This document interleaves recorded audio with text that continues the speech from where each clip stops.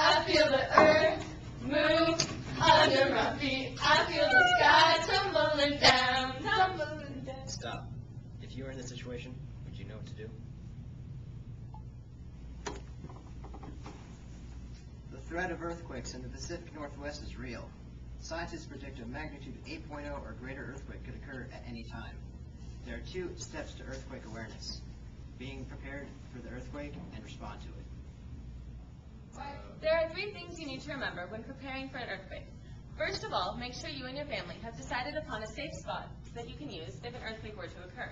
This can include a doorway or a strong table.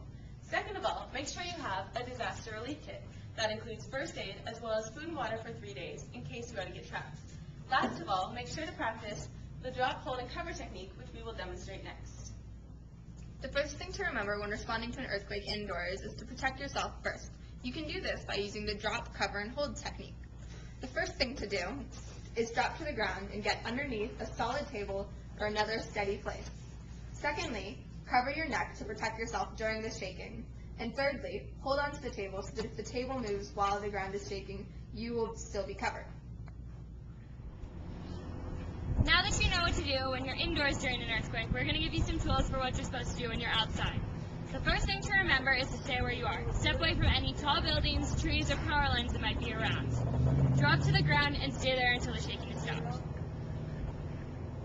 Yeah, these were so good last night. Yeah, it was. I was so full then. Me too. I ate so much 5 plates or food. something like that. Earthquake! Earthquake! Stop! If you're in your vehicle when an earthquake occurs, pull over to a clear area and stay put until the shaking is stopped. Once the shaking stops, you may start your car again and proceed with caution.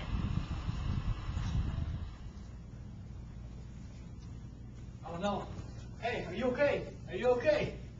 Somebody call 911. She's unconscious. After the shaking has stopped, make sure you take care of any injuries that may have occurred during the earthquake. 2. After you've attended all the injuries during the earthquake, then you should just check for dangerous spills, small fires, or down power lines that could have occurred during the earthquake.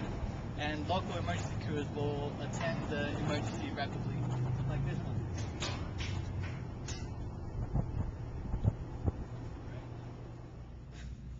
Once you've addressed all the dangers in your area, it's important to turn on your radio station to your local news station to get more information about what you should do next. It's also important to remember that you shouldn't use phones unless it's an actual emergency, because the phone lines will already be extremely busy with the many people trying to contact emergency crews so that they can get the help they need.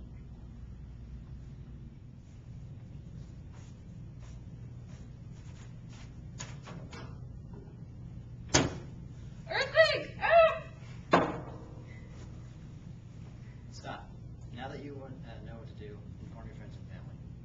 I feel the earth move under my feet. I feel the sky tumbling down.